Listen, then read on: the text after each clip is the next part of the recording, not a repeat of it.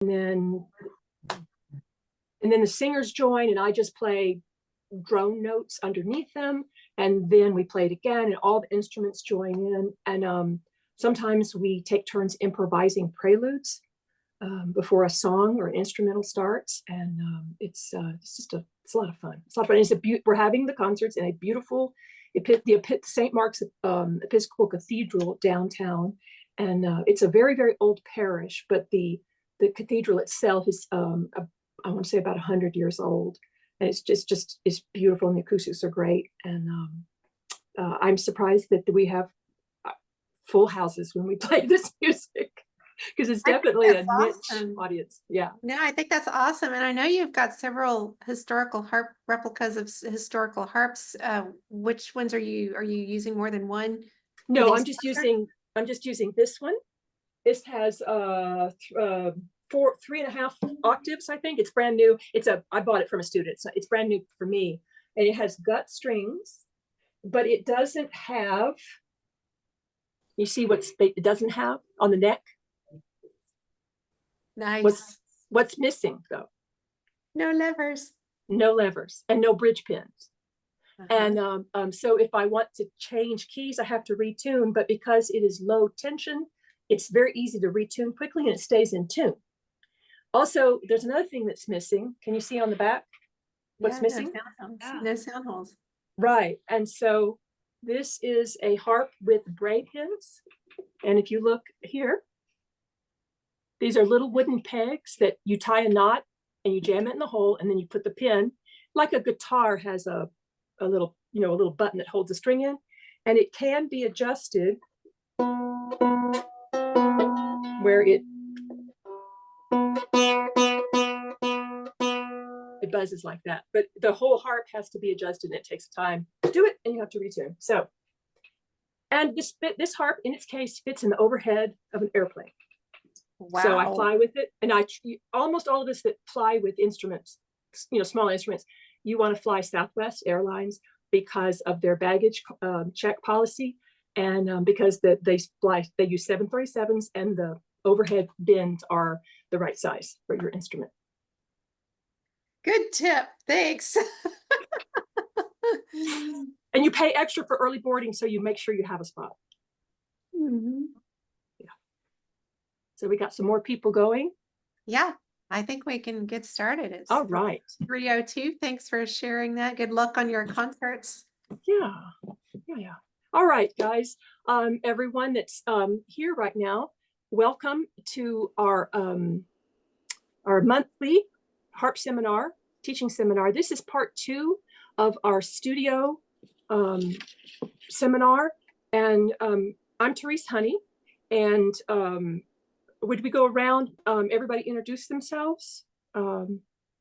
Kimberly, you go first, because you're... Yeah, I'm Kimberly Snoffer DeRosa. I'm in the Dallas area.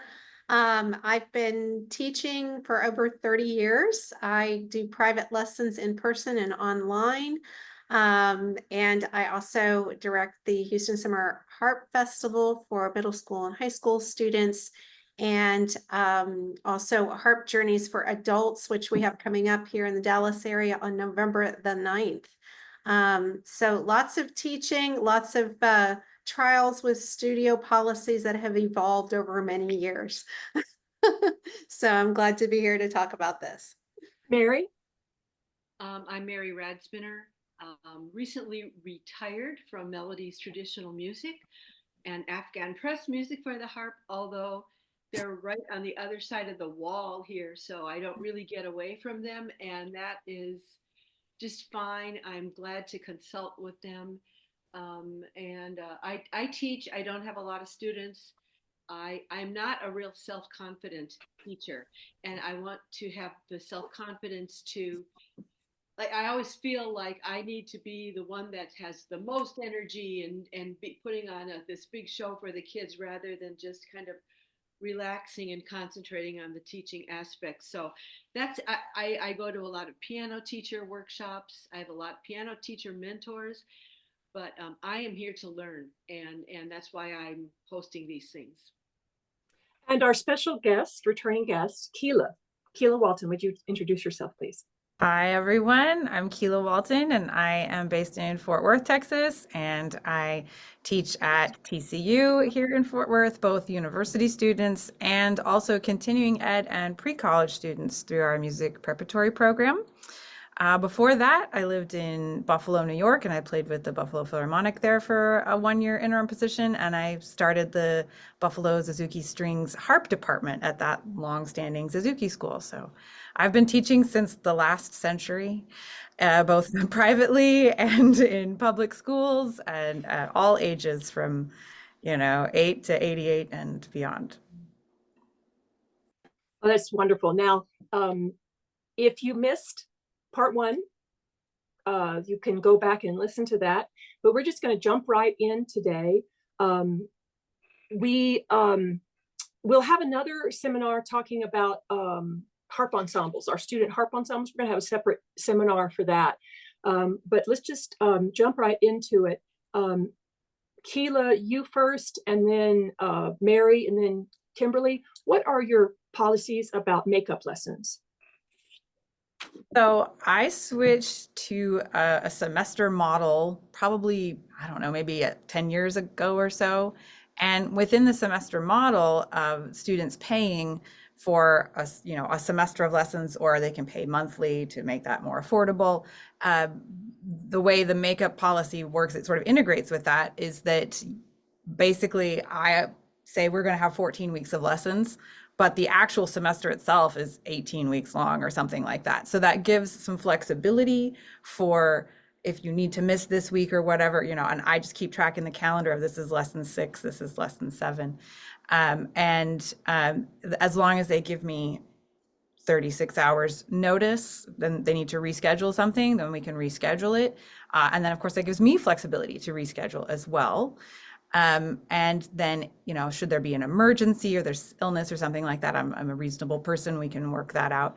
And so basically built into my semester, the last 2 weeks are for makeup lessons for, if we had to miss back in October for something, we can make it up there in that early part of December. And that also, as a gigging harpist, makes it nice that I'm not teaching my full studio load in December when I'm trying to also gig. And so there's a little flexibility there as well. So that's how I handle makeup lessons. And anything beyond 1, I have to look at my policy. I think it's like technically 1, maybe 2. You're just out of luck. Mary? Well, so you guys know I'm the loosey-goosey one here, and I'm kind of revamping my teaching, everything about my teaching right now. So right now, real seriously, if someone has to cancel a lesson, I don't charge them for it, and I say we'll make it up some other time. And they know right now that I'll make it up. No, I'm the loosey goosey ones, and I need to change that, but I'm not ready to be that organized quite yet, because I'm organized in most things, but not that. And that's all I'm gonna say. That's my story. I'm sticking to it. Kimberly? Yeah, I've changed my policies over the years as well, just trying different things to see what would work. Right now, I've changed to like a monthly subscription for lessons for most of my students, for especially my school age students that are coming supposedly weekly. And so it's a flat monthly amount for each month, and it's for 12, that same amount each month of the year. So, some parents will say, yeah, but we're not always taking in the summer. But I can also do extra lessons if somebody's doing an audition or has something like that coming up. So regarding makeup lessons, I have built into this structure a certain number of weeks that are not charged within my annual fee that I've divided up into 12 months. So I will try to do a makeup lesson for somebody, because I'm not totally strict either. But the families I work with, we're not too worried if we do miss it, because they know that that's been built into the fee, and that they're not necessarily getting, not getting their money's worth. For adult students, they just are charged when they come. And I like 24 hours notice, but things come up for me too. So again, I'm not real strict on that. If I can try to accommodate somebody, I will. If it becomes a pattern, then we start talking different. I want to say, addressing sort of Mary's comments about herself, we all have to work on what works for ourselves. We have a seminar like this so we can exchange ideas and maybe get some ideas, something that we want to do, but not everything is going to work for everyone. If we all thought alike, the world would be very, very boring. Now, if you're listening to the seminar and you have some ideas about your studio cancellation policy, please put it in the chat, and I'll figure out how to pull that chat up so we can look at it. And the last thing I would say, I believe about cancellation, I believe in accountability, and sometimes I have gotten my schedule screwed up, and if I wasn't there and a student showed up for a lesson, I give them the next lesson for free. That's my policy, because they made a trip for nothing, and that was my fault. All right, Mary Radspinner is going to talk a little bit about insurance. Okay, let me put myself, what? Could you post that again for the people who have logged on since you posted? Yeah, in the my chat. insurance thing, I Mhm. will. Once I figure out how to do that, I'm really bad with this. It's a little MacBook Air, and I'm used to a different computer. I will post it again. I have it, and I will post it again. But let me see. And while she's looking for that, I would like to piggyback on what Therese said. The students also have varying levels of organization. And so I think it's great that there are different teachers with different policies about these things so that you can find the right fit for you as a student as well. So it really, there are lots of different correct ways to do this. There's not one right way to do this. So hopefully these ideas are helpful. So Mary has just posted the harp insurance for teachers thing, the insurance company. So Mary, tell us about what you want to talk about, the insurance. Okay. All right. Well, first of all, it's really, I have had a real difficult time with insurance over the past couple of months because, we have a business in our home on the other side of this wall, and it's not my business anymore. So there are certain companies that will have nothing to do with insuring my home. That being said, and I do have this handout, I just can't figure out how to get it into the chat right now. There are some. I already reposted it for you. Oh, thank you. There are some insurance companies, Progressive, and I probably shouldn't mention them, but I'm going to. They practically hung up on me when I mentioned that I teach piano out of my home. So for some insurance, it's be trepidatious about how you talk to them if you need to have your home insured, because they can take things way out of proportion, and they're taking what I do way out of proportion. They're thinking that I've got people in and out all the time, and that's not the case. So, but with Progressive, don't even mention it to them because they don't like it. There's an insurance company called K&K. They are for music teachers. If you go to their website, it looks as if they only support sports, but if you delve more deeply into their website, you will find that they support arts and crafts and music. And I do remember years ago when I had them, they had a type of insurance that would support, for example, if I was Kim Robertson and I was going over to England to give a concert, it would be liability for that type of situation as well as for teaching. Then there's, I'm a member of MTNA, I think it's MTNA, Music Teachers National Association. They have insurance that is provided by Francis Dean Insurance. They insured my music studio. And of course you have to be a member of MTNA, but they will insure a music studio when you have more than one teacher in your home, they will still insure that, which I thought was very, very good and very, very interesting. There's something called NAM, National Association of Music Merchants. Generally, if you're not in retail, you won't even know about that particular organization, but they are for retailers. Membership is $300, and they have never returned my calls about insurance, but they do have what they call commercial insurance. Next on my list was Liberty Mutual. Liberty was very good. They insured me for the business, the shop that's next door. So I've got their information on this list for you, and they were very, very, very nice. And I just put a little explanation that situations like what we have at Melodies are very difficult to insure. So just be real careful what you say to your homeowner's insurance. And I know I shouldn't be saying this out loud, but sometimes saying nothing will save you a lot of money, because I've been dumped by 2 insurance companies already, which is a little stressful when you're just trying to, you're just trying to do the right thing and make sure that you're covered, and you want the safest situation for yourself and for your students as well. So I found a independent insurance agent that was very nice, Seth Thomason. I've got his information here as well. That's in the handout. Now, signage. One thing that has caused a big problem for me is I have a Melodies traditional music sign. I keep pointing that way. Sorry, the sign is right there. The shop is on the other side of this wall. Insurance companies don't like that sign. So we're gonna take it down. It's old, so that's our excuse. Oh, it's old and ugly. We're gonna take it down. But signage can really be an issue. You want to put up a shingle? I don't know if that's such a good idea.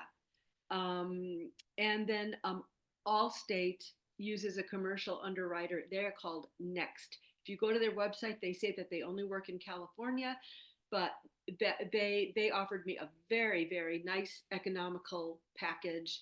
So it's called Next Insurance Company, I think, and I hope that I provided that for you here. I'm not sure. It looked like I started to write another paragraph, and as usual, it's not there anymore. So anyway, I hope that that's helpful to you. And Kela, I did want to ask Kela, because last time you mentioned something about, see, I said that I go to some of my students' houses, and you said, oh, I would definitely have liability insurance for that. And I was like, so can you tell us why? Well, so, we live in a litigious culture. And, if you go to the house and they tell you, oh, sit here and teach the lesson from this chair. And then, unbeknownst to you, the antique chair that belonged to great Aunt Susie collapses underneath you, that they could, want you to pay for that. And so this is where, some liability insurance could come in handy. Someone mentioned in the chat that the local state music educators association offers liability insurance. Those are typically for classroom incidents, but again, that's not in your home. So if you are going and teaching in a public school or a private school or where there's a classroom, that can be something to look into. And there's liability insurance, which covers the stuff. It also can be used for gigs where someone trips over, say you have a cable going from your harp to your amp and someone trips, right? Like that kind of thing can be covered, or you mess up their power grid by plugging in, or, whatever. You bump into a doorway, these kind of things, it can all escalate quickly. So, and a lot of venues now require it, actually. So that's liability insurance. Then there's also professional liability insurance, which covers your speech. So you tell them to play a harp a certain way, and then they want to accuse you of causing their carpal tunnel, right? Like that's where professional liability could come in.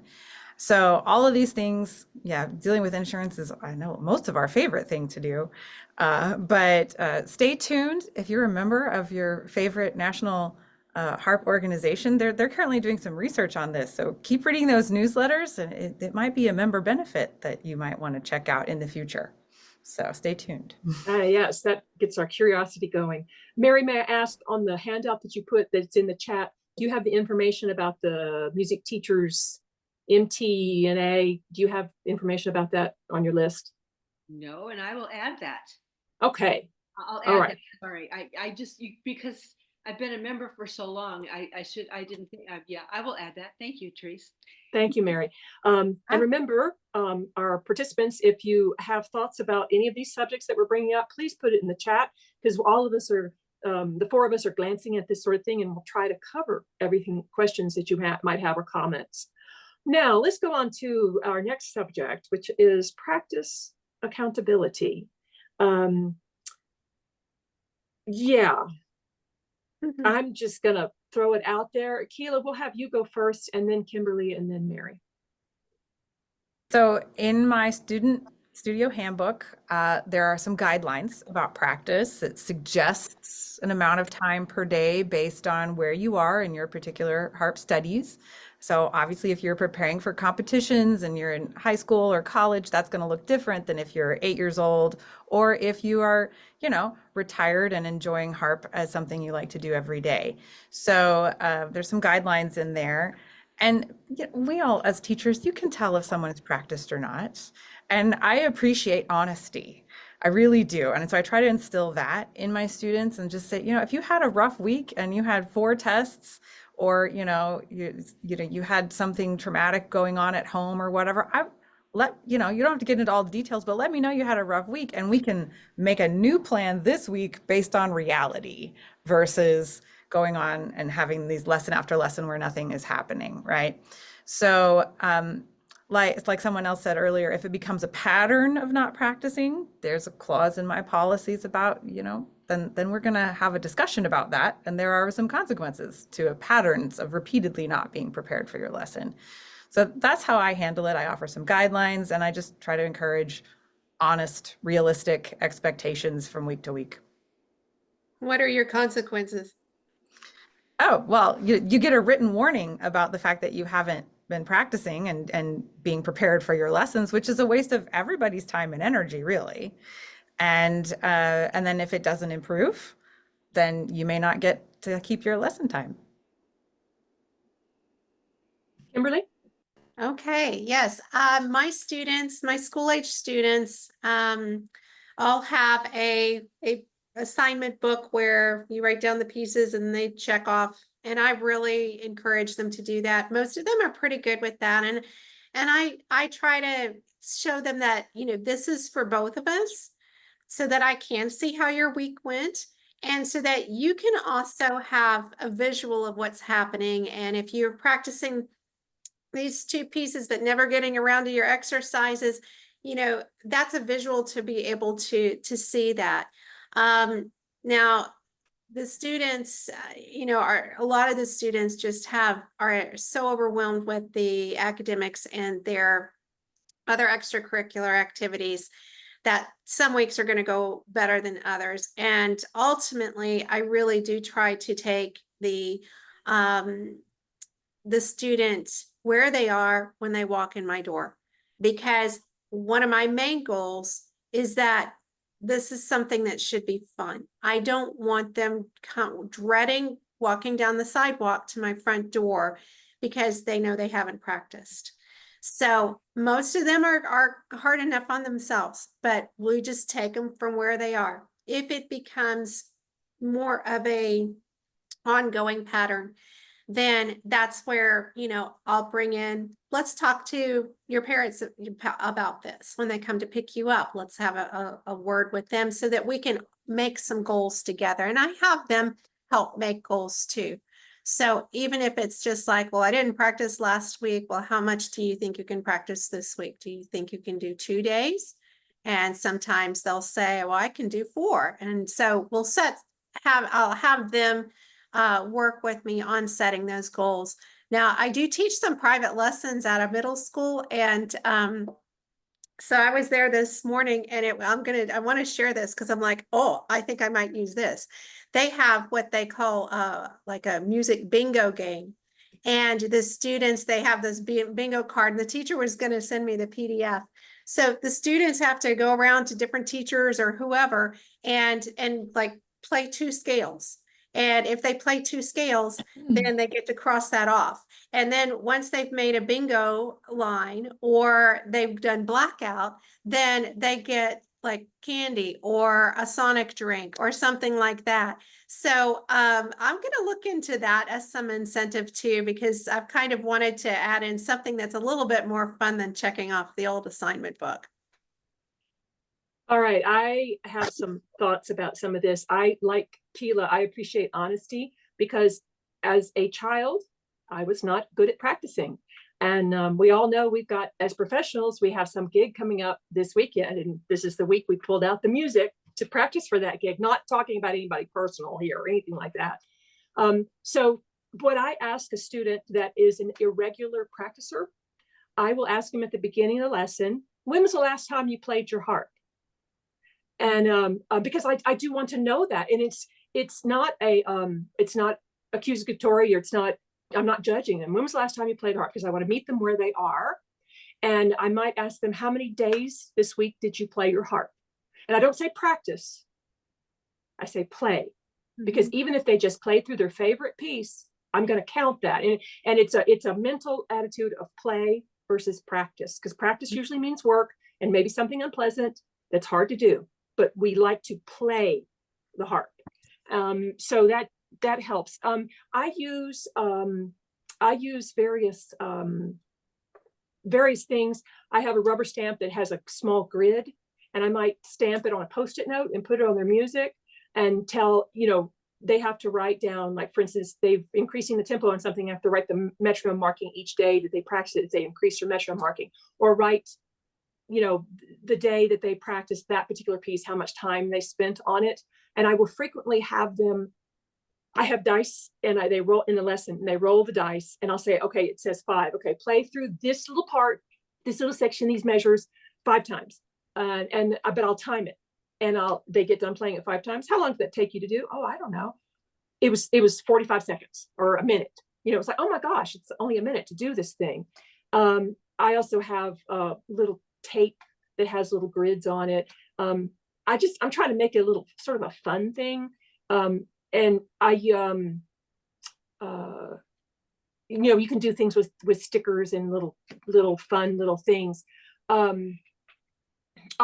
another thing that can help with practicing a piece and accountability is, I haven't done this a lot, but instead of having a daily log of what everything that's written down in the lesson, you have a particular page for each piece that they're working on. And so from now on, every time they want to work on that particular piece, they open the page, and everything you've ever written and instructed them about is on that page. And maybe a year from now, they want to work on that piece again.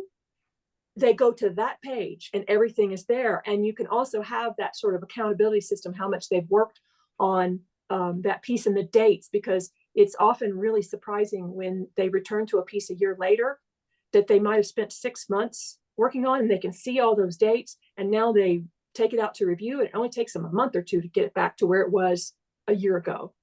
And now I see Kela has gotten a box of things out. This is my practice aids box.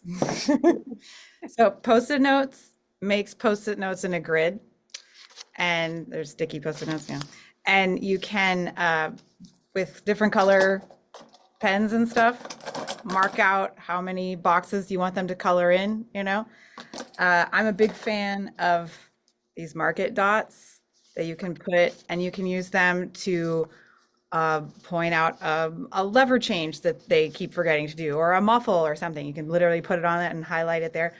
But more often I use it to color code the sections of the piece. And then that can be color coded on their grid that they're filling out, or it can be, you can roll a color dice, and that's the section you practice, right? I'm also a huge fan of highlighting tape, right? And it comes in, I'm not doing a great job of my show and tell. It comes in all kinds of colors, and purple and yellow and all this kind of stuff. And it's removable, and you can use that to highlight whatever you need to, whether it's just a muffle or a whole couple of measures, or whatever you need to highlight. So this, oh yeah, you keep forgetting that that's a B natural there, or whatever. So yeah, along those same lines, exactly. Anything you can do to make it so they just sit down, like Therese said, they open the page and that's what they need to do. Because how often have we heard, oh, I didn't read my practice journal. Oh, I forgot to look at that note there, right? But if it's right there on the music, it can be very helpful. Keela, if you're able to put in the notes where to get the highlighter tape, because I have mail ordered it from a couple sources, but I have found it kind of difficult sometimes to locate. If you Yes, could let I'll us know, I'll send some link. where to get that. And also if you buy the dots online, let us know where to get that, because I would like to have those. Yeah. I do want to say something about accountability and practice and dealing with students. I've not had this happen too much. It's more from the adults than the children. But if I've known examples of like a student who consistently comes in with really, really, really long fingernails and wants to keep those long fingernails, that is not going to work with our modern pedal harps. If they must keep their fingernails, push them towards Irish and Scottish wire strung harp, or maybe Latin American harp, but it's not going to work. But that sometimes students can be stubborn about that, which leads me to our next subject, which is if you need to release a student from your studio, how do you do that? Keela gets to go first, and then we have Mary and then Kimberly. Okay. So I was distracted looking for links to market dots and things. So yes, I've really, that's only happened a handful of times in the decades of years I've been teaching, right? Like it's really rare. And it usually, it's just really obvious that it's not a good fit because, we're all different people. And like Therese said, if we were all the same, it'd be really boring. And sometimes I'm just not the right fit for somebody. And if as a teacher, you can not take that personally and just be like, this isn't working. You're stressed out. We're not having fun. You're not getting what you want out of this relationship. So, I try to look at it from like the student's perspective, because if this teaching relationship is going to end, it's usually because it's just become a not effective relationship, right? So then it becomes about, okay, how can we make your harp life better? Because clearly I'm not the one making your life at the harp better. So let's find someone else who can, right? Let's try going to some other teachers. And yeah, that's usually how I try to approach it. And more often than not, it's not me firing a student. It's the student coming to me going, I've decided to join the drill team and it's going to take up all the time in my life. And, and to which when those kind of conversations happen, I usually say, well, I'm so glad that you are trying to find ways to balance your time. And I understand that this was probably a tough decision. And it's really scary, especially if it's a younger student, for them to say that kind of thing to you. That takes a lot of bravery. And so I try to honor that and say, I appreciate that you're telling me face to face and in person here and that sort of thing. And then I always say, you never know when you might come back to the harp and I will still be here. So let me know.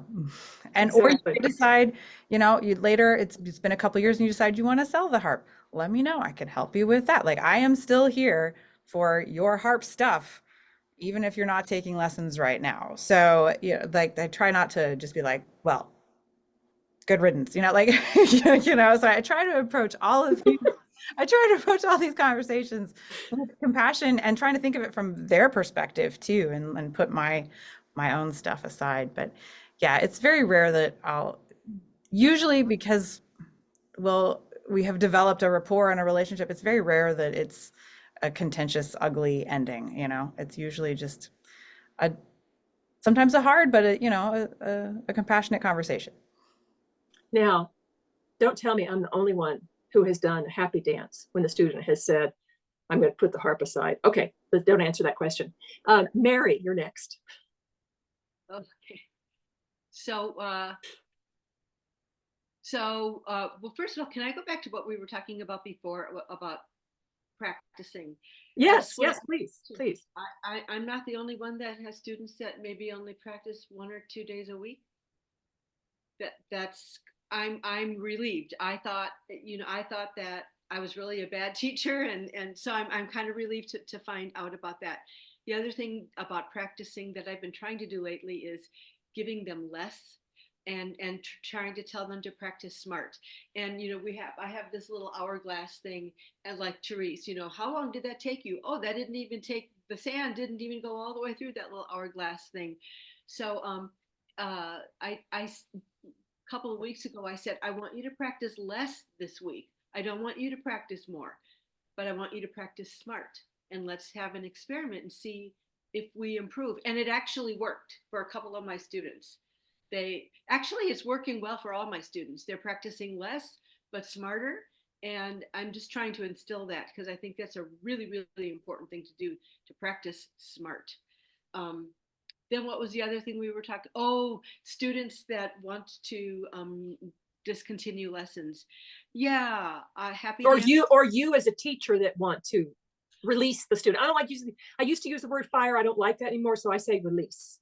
You know what I do? I'm kind of I say I do affirmations, and I say stuff like, um, anything that is not for my highest good, release from me now. And you would be surprised at how your schedule opens up and how people move on to something else. Yeah, yeah. And Keela, I get what you're saying. It's very brave for the kids, because I have this beautiful little piano student. I love her to death. And she has for years, not for years, but for a while, she wants to be an artist. She wants to paint. She loves art. She wants to do art, not piano. And this is the third time we've had this conversation, and I hugged her and I said, you just go and you be the best artist that you can. You just make sure that you find a teacher that supports you. And then I said, remember, you only live like 4 blocks away from me. So come and visit me. Come swim in my pool. No one else does. Anyway, I'm done. Sorry. Kimberly? Yeah, I'm going to jump back to the practicing because I thought of one more thing too. And this was like with adult students, focusing on adult students. And I have noticed that, over the years, it hasn't happened often, but there have been a couple of women who have gone through my studio who just didn't do that much practicing, and they get to their lesson and they don't even want to do that much playing in the lesson, and they want to talk harp, and they'd like for me to play something for them. And I used to, again, just kind of what Mary was suggesting, kind of downsize what we're working on and see if they can at least do a little bit like that. But ultimately, in these cases, I came to the conclusion that after feeling guilty about charging them and then playing for 5 minutes during our lesson time, I realized that they were still benefiting from our time together. They were still walking out the door feeling like they'd gotten something, whether it was some socialization with me, whether it was just to talk harp with somebody else who could talk harp, and to be able to enjoy hearing somebody else play. And so we would set goals again together, but I still felt like they were walking away with something that was valuable, and they did too, or else why would they keep coming back? So it sort of shifted my perspective a little bit.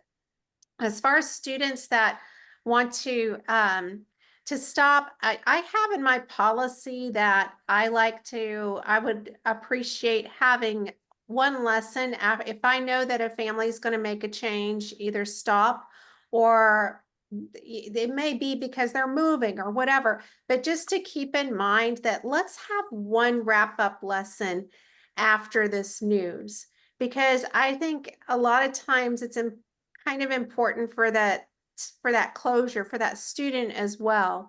Now some of them don't care, but it doesn't always happen like that. In fact, I had a student who just started in September, one of my school students. Again, this was just a half-hour private lesson at one of the middle schools. And it's a semester commitment. That's what I put out there at the beginning. And I get this email from her mom saying it was over the weekend that they were going to postpone her harp lessons. So first of all, what does that mean? You know, is this a health issue? Is this her schedule? Is this they don't think they can afford it? You know, that was all they gave me. And so, you know, I did email back because I had noticed that the student who had literally only had maybe 4 or 5 lessons, she's one of those kids that's very hard on herself. And she was frustrated very easily, even though we were doing some things that were, you know, fairly simple. And I felt like, you know, she wasn't enjoying it. I wanted to have the opportunity to help her work through that. So ultimately, you know, I did say, well, please clarify what you mean by postponing. And I would love to, you know, continue working with her. But I wrote at the end, I'm like, my door is always open to you. And if she ever wants to, if and when she wants to resume lessons. I did see her when I went to the school earlier this week, and I did walk over to her because I think it's awkward for the kids too. And so the way I dealt with that was I received your mom's email that you're going to postpone, used her words, that you're going to postpone your harp lessons, and just know that my door is always open to you. And yeah, she looked a little, you know, uncomfortable when I was walking over there, but she smiled once I did it, because I'm certainly not going to say, well, why don't you want to take harp lessons anymore and try to work it out with her? Because first of all, for a middle school student, I'm not going to put them in that position. That would be a conversation with the parent who obviously didn't want to work with me on that. But I do like to have a wrap-up lesson with students if I can. And like Kela, I don't even know if I've had a handful, maybe a handful over in the 30 years I've taught, where it was just not a good match. And it just worked itself out on its own. So that's kind of, you know, what I try to do with it. Can I throw a monkey wrench in here and pose the question, what if you get a student that already knows how to play the harp and clearly already has a teacher and just sort of shows up? Like, do you have any things that you do to make sure that you're not accidentally poaching someone's student, you know, and winding up in the middle of some sort of drama there?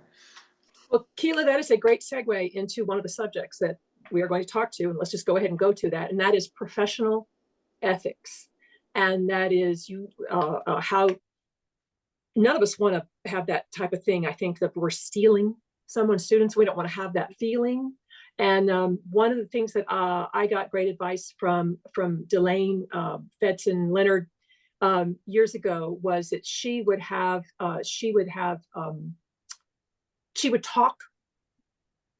tell the student that wanted to come into her studio, I need to talk to your teacher, so that it was a direct conversation.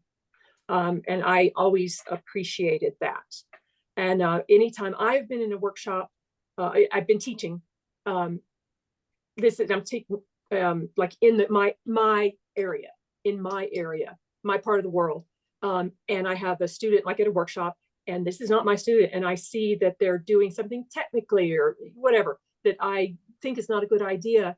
I am always very emphatic about saying, your home teacher may feel differently about this, and that's who you should listen to. Now, this is the way I learned to do it, or this is how I was taught, and this is what's easiest for me. But your home teacher, you need to listen to what he or she says. Any one of you guys want to pitch in on that? The professional ethics sort of thing.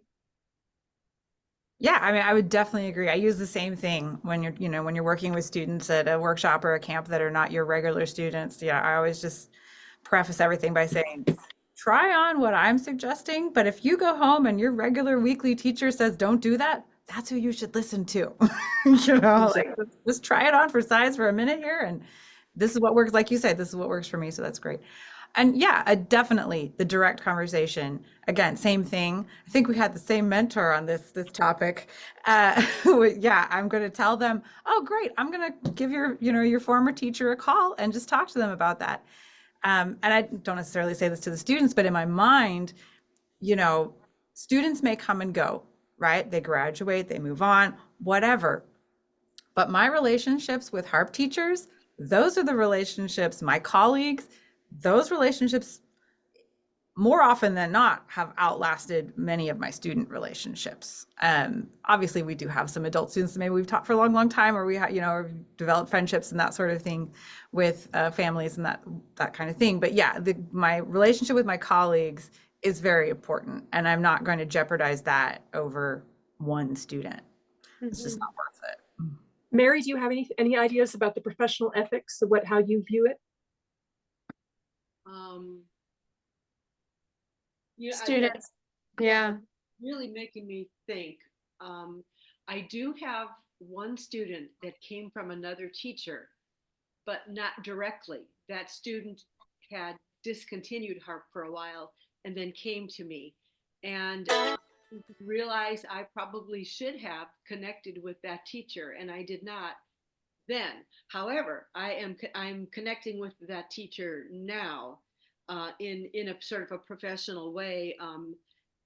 She is on the board of our local harp chapter, and I'm working with her, providing prize money for one of our competitions. So I think it's all kind of okay with that particular teacher.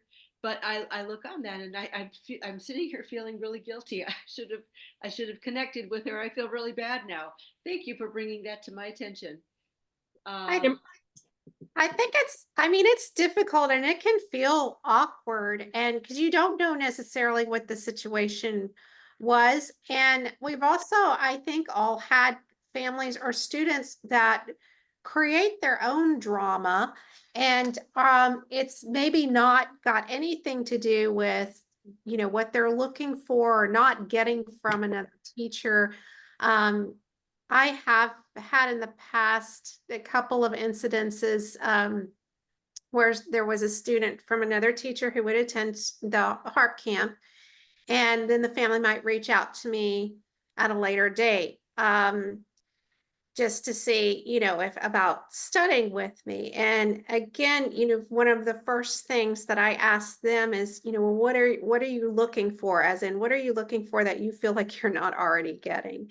And then just making sure, have you had a conversation with the other teacher? Now, if they've already quit the other teacher for whatever reasons, that's a different scenario. But if they were currently working with somebody and looking to making a change, ultimately it is the family's choice. So I'm not going to reject, somebody because they don't want to continue with the teacher that they were with. But I do think the steps of them, have you spoken to your teacher? Do they know that, you've spoken to me? And then reaching out to that other teacher and just letting them know that this inquiry has been made, and just, full disclosure with that. I think it's difficult waters to maneuver. And if we have any time at the end, this might be an interesting thing to hear from some of you who may have a good solution, because I don't think there's a perfect way of dealing with it. And again, if we can try not to take these things personally, because like you said, Kimberly, it is the family's decision, and we're obviously doing what we think is the best we can for how we do and how we teach and all of that. So, in the cases that this has happened and I reached out to the other teacher, it's always been very amicable, because it's like any relationship. If they don't want me, why do I want to hang on to them? Right. So that's usually the attitude the other teacher eventually gets to. But yeah, it is awkward and tricky to navigate. You're absolutely right. When I've had several students transfer into my studio, one example was the teacher, she was moving out of town, and she referred some of her students to me. She referred her students to different teachers that she thought would be the best fit. There was another teacher that I knew that I inherited. Some of her students transferred to my studio, and the teacher was ineffective. But I made a point in both cases I did not criticize that teachers, either teachers, because there's ineffectiveness in both of those studios. And I did not communicate to that student because there's no point there's no point in doing that. I want to move on to talking about pricing. Now, we do not want to create a monopoly. We can't, all of the harpists in our area cannot say, hey, let's get together and how much are we going to charge? That is not legal to do that. That is called a monopoly. However, there's nothing wrong with talking to other harp teachers or violin teachers or piano teachers to get an idea in your area what to teach, what to charge and how often to raise your prices. And you ultimately decide what you think your time is worth.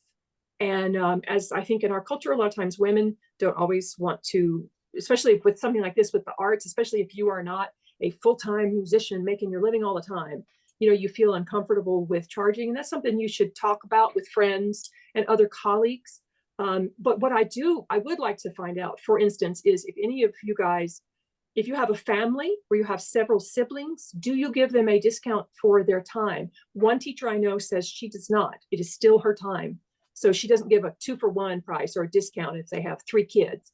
She doesn't do that. But sometimes you might combine a lesson or whatever. So Kela, you always get to go first, then we'll have Kimberly, and then we'll have Mary. Issues about pricing. Well, I would just like to echo what you said. I mean, definitely talk to the other professionals in your market because, yes, we don't want to undercut what other people are doing. And so charging the going rate, I think, and the going rate is a spectrum, of course, right? But charging something in that spectrum of the going rate, I think, is really important. We touched on it last time, but yeah, I just try to make giving myself a raise just something that happens, every other year or so. So people realize that this is just the cost of living increase and all of that. And also the longer you teach, the more experience you have, I think the more you can put more value on more experience. I don't see any reason not to do that. So in terms of the sibling discount, I have done the sibling discount before, just like a little bit, just because my thought on it is that more often than not, those siblings wind up with more than one harp eventually if they stick with it. And it's a very expensive proposition, right? And so, and if their lessons are going to be back to back anyway, then that's, so I have done a little bit, like, 5% or something, like not a huge discount, not a 2-for-1 or anything like that. And again, if you're going and you're teaching a whole bunch of people as part of a family, that can be, you can approach it with the same mindset you would as a steady gig, right? Like it's a guarantee, and therefore we can maybe give a little bit of a discount on the guarantee element of that. But I can also understand why it's like, nope, your time is your time. I think both are right. It's a both and situation. So whatever works for you. I do want to say one more thing about the pricing before we go to Kimberly and Mary. When I first started teaching, I had, prices for 30 minutes, 45 minutes, or actually 25 minutes, 40 minutes and 55 minutes, because I do have to have time to go to the bathroom, etc. And I made like the longer lesson, the 55-minute lesson was like actually less. And I changed that a long time ago. I figured out, like, for instance, let's say you could say, I want to make $1 a minute. So a 25-minute lesson is $25 and so on. A 40-minute lesson is $40 and so on. And that makes it easier. Or maybe you decide you want to get paid $2 a minute and calculate it from there. And that can make it a little simpler, or, round it up or do whatever. Okay. Yeah, but to piggyback onto that, I want to encourage my studio members to understand that they are paying for more than just their lesson time. They're paying for my planning. They're paying for my researching music. They're paying for the fact that I go and do continuing education things and go to conferences and learn from other teachers. They are paying for the fact that we went and had this recital and all those things that if you just think of the lesson as the only thing they are paying for, that then you are not getting paid to do all that other stuff, right? And hence the, like Kimberly's doing the annual plan or a semester plan, it kind of gets everybody away from that mindset. Now, when you're figuring out what you're going to charge, like Therese says, like go and figure out how much do I really want to make based on how much time and effort I'm doing all of this is, yeah. So it's tricky because you do have to put a dollar amount on it, but I do want the mindset to be that I'm getting paid for all of these things, not just the time in your lesson. Yeah. And I don't know how you convey that to them because I feel, that's one of the things for me. It's like I was doing some research on, trying to find a rental harp for one of my students recently. And it's like I have a lot of other things I need to be doing for my own performances coming up. And that was taking time. And it's like, how do you convey that to people, Kela? How do you convey all the other aspects? It's hard when they're brand new for them to see that, but the longer they stick around, the more they see that, oh, we do these things. And oh, yeah, that was sort of extra. And oh, yeah, they did send that. Like it starts to accumulate. So you And don't actually have it like written out somewhere it's that, probably somewhere in my policies that, like, it's part of the agreement. I have the student parent teacher, I agree to do like I list off all these things that are clearly not happening in their lesson, right? To research opportunities and to find the right music, and clearly we're not doing that right there in your lesson time. So right? it is written down in that sense. Yeah. It's a lot of time outside of the lessons. It really is. I try to do as much of it as I can. If the parents need to order a book, I will say, oh, I'm going to text them right now and find the link. And rather than try to remember after the end of my day of teaching to send that link on my own time. So I've tried to consolidate some things that way. The sibling discount, perfectly honest, that's never even crossed my mind. Oops. So no, I've never offered a sibling discount. I figure they're one trip to my house, instead of trying to make two different trips for different things is a plus. And I guess what I will sometimes throw with them is, if I don't have them back to back or sandwiched in between students, if I don't have somebody after them, sometimes I'll give them an extra few minutes. I'll allow for that. When I was researching how to make some changes with my pricing and policy last fall, one of the things that was recommended to me was not only to look at some of the websites, and I don't know if y'all post your rates on your website. That's something I haven't done yet, but I'm thinking about it. You can find out some of the area teachers that might have their rates posted, but I looked at music schools that were offering piano lessons and trumpet lessons and violin lessons, and seeing what their rate is, knowing the teacher is not seeing that full amount because the school is getting quite a cut. But if the parents are willing to pay that much for a piano lesson from somebody who may be much less experienced, I'm not going to make assumptions that they are, but maybe less experienced, or don't have the space to have their own studio, then I need to make sure that for the value that I'm giving and that I'm bringing into the lesson, that it is somehow relative to what people are going to these schools for and charging. That kind of helped me, and that was rather eye-opening. And to see their monthly subscriptions, some of the schools doing that, and that seems to be a trend with the industry, helped me to take that leap last year, which I'm very happy about.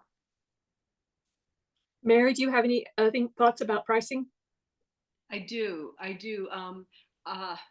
Back when our websites went down about 4 years ago, we had no income. So I had to start teaching, and I started teaching at a piano academy. And when I realized what they were charging and what I was getting paid $17.50 a half an hour. And I know that the parents were probably paying 30 or more dollars, for that half an hour. I don't know if it was for a half an hour. And so when I realized that those parents could afford that, that's the price that I start my students at now. I didn't charge that much before, And but those students are incrementally going up to that price right now. But yeah, it's what the Piano Academy was charging a lot. And people think that they're getting such great service from these academies. And in some cases, the kids are not getting a full, even 25 minutes for a lesson. And the teachers are going back to back. And it's required that the teachers have to have 4 students per session, 2 students per hour. I mean, the requirements on the administrative staff of these academies is very, very interesting to fit to, yeah, it's really interesting. So yeah, so I try to charge what the academies are charging, and that helps me to set my prices. I know that some studios charge a recital fee, and I think that we should, we're going to have another seminar later about, group classes, and we'll cover the fees for group classes. And I think we should talk about the recitals and if you charge a recital fee. I do want to wrap our conversation up. We're going to have time. We can have questions after this, but I asked our teachers here. Kela, first, do you have a philosophy of teaching? Why you teach? And I know that you've just put the link to your studio policies, and you've told me that you had that in there, but would you talk a little bit about your philosophy of teaching?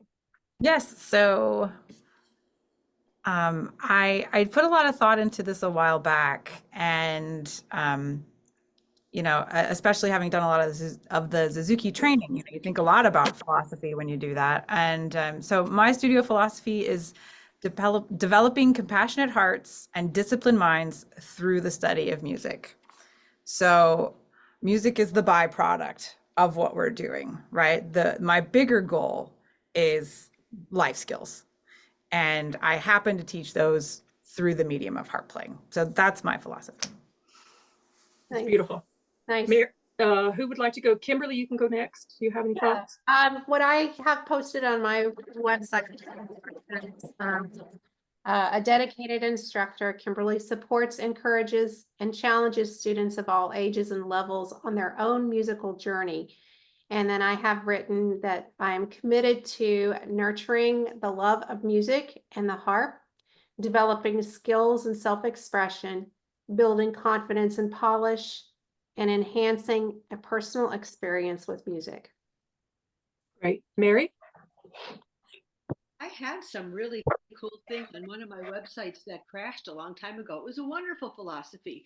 I don't remember what it was. I'll have to go find it. But, I think the reason I teach is because when I was a kid, that is what kept me going. And if that is what is going to help other kids, and if it's going to give them a language that they can speak and understand and connect them with the rest of the world, then that is what it's all about for me. Yes, I agree with everything everyone said. I want to enrich my students' lives, and also it enriches mine. And I love teaching because I love the harp, and I love teaching the harp to children and adults. Some teachers specialize in one or the other. And by the way, Kimberly, if you put a link to your studio policies, that would be great. And Mary, if you've done that on your website right now or not.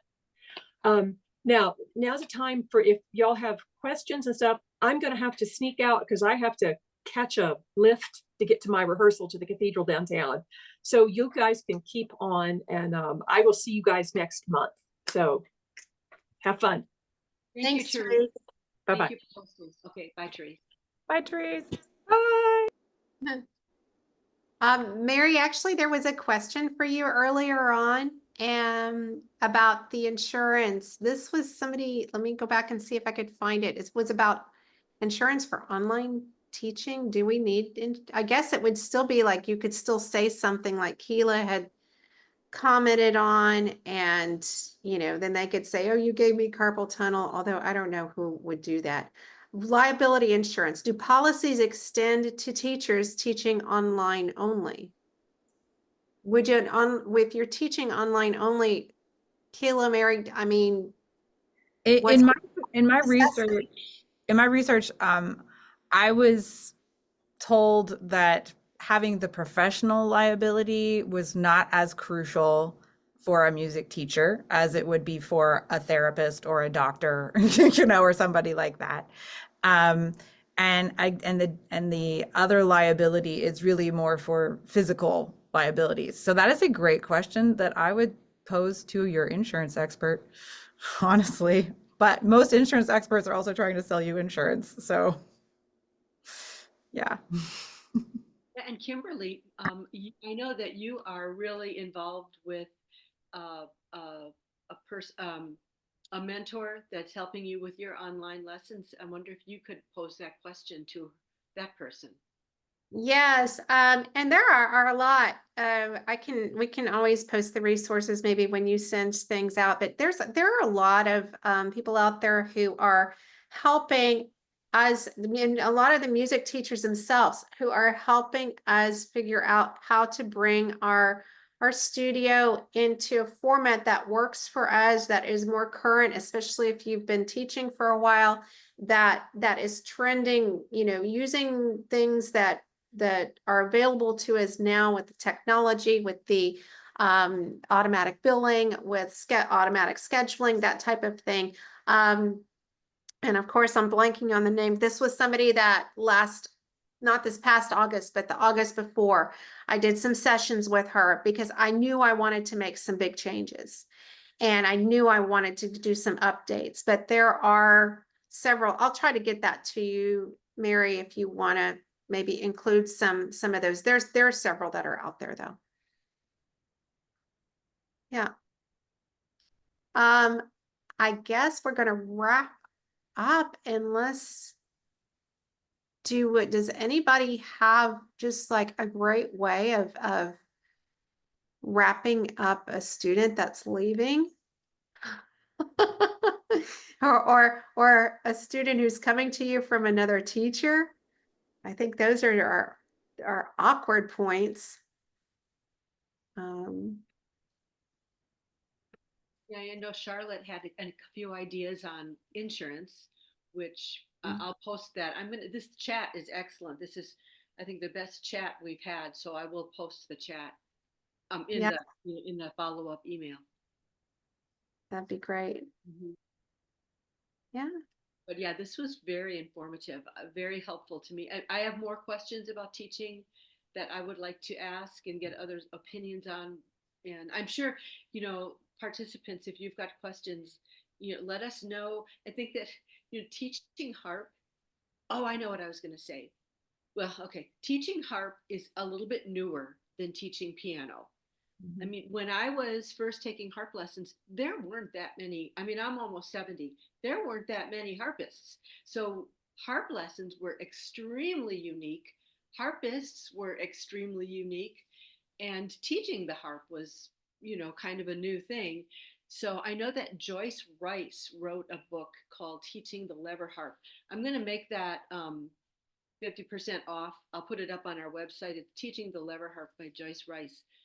But I think that is I guess that's the main comment that I was making, is it's kind of new for us. I mean, piano teachers, they've got this wrapped up. They've been doing it for much longer than we have. So it's not that we have a lot of catching up to do. We just need to be as realistic maybe as teachers of other instruments, and make sure Learn from them. That's one of the things, well, Mary, in our conversations, you have delved more into the piano teachers world, because I teach some beginning and intermediate piano, but I never delved into the piano teachers world as you have. And you have pulled a lot of things from what they've developed and are starting to bring more of that into the harp teaching. So thank you again for putting all of this together and organizing it for all of us, Mary. Well, Yeah. it's fascinating. I mean, it's how to teach. I mean, it's such a fascinating. I find it very exciting, and there's always something new, and some kind of an aha moment that I look forward to with our meetings like this. And I want to be a really good teacher. I want the kids to have gotten more than just learning music. I want them to learn, like Kela said, like life skills. Mhm, mhm. Well, and I just wanted to quote something here in the chat from Tiffany Baker writes, I take a first lesson photo, then when the student finishes, I print that photo off and frame it. I also put my contact details on the back of the photo. I love And I like that. the word finishes, because that could mean a lot of things, right? And that's a great idea, Tiffany. I love that. Yeah. Well, thank you for joining us, Kela. We appreciate all your background that you've shared with us as well. Well, thank you for having me. It's been really great. I've really enjoyed it. Thank you, Kela. Thank you, Kimberly. And thank you, Therese, who's in her lift now on her way to the cathedral. All right. Y'all see y'all next month. Okay, see you all. Thank you. Bye-bye.